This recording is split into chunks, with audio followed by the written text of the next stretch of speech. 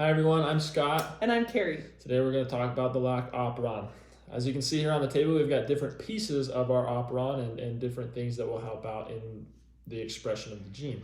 So here we have different sections of the DNA represented by the different colored pens. So for example, we have Lac I, which will code for our repressor. We have the promoter sequence, the operator, and then the Lac Z, Y, and A sequences all found in the DNA.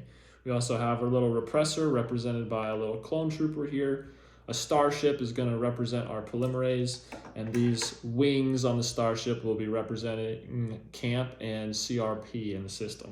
Right, and then these tongues are going to represent our allolactose, and then the milk is our lactose, and the cake is our glucose. Yeah. So let's talk about some normal conditions. Say we have glucose and lactose in the system.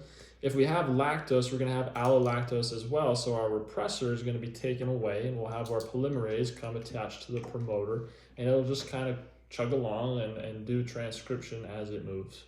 Exactly, and then we want to talk about a couple different conditions that we would see depending on what levels of lactose and glucose we have. So for the first one, we would see high levels of glucose and low levels of lactose. And in that case, with low levels of lactose, we wouldn't have our allolactose to take the repressor off. So our repressor would be stopping transcription from happening. So our polymerase couldn't go through.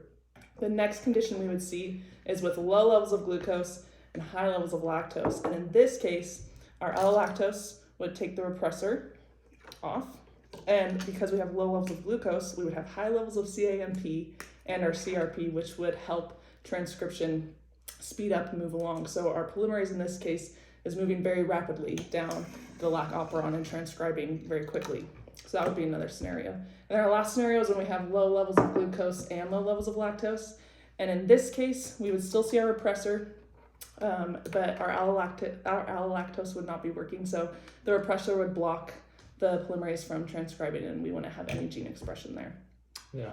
So those are the different circumstances in which we would see the expression of this operon. But we can also talk about some of the mutations that might affect the expression of this gene. So for example, if this Lac I sequence of the operon was not present, we would not or if it was mutated, so we didn't have it, we wouldn't have a repressor be created. And in that situation, we would always have transcription. Now, whether it was slow or fast, depending on the levels of glucose or lactose, we would always have transcription, at least some. But we could also talk about, say this promoter was mutated, so it was gone, our polymerase wouldn't bind and there'd be no transcription. Or we could have this operator gone, so there was never the possibility of a repressor binding in the first place, which would promote this transcription all the time.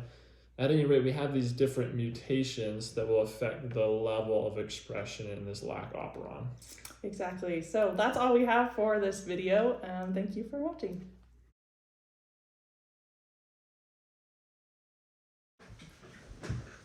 We're recording? Yep. Okay.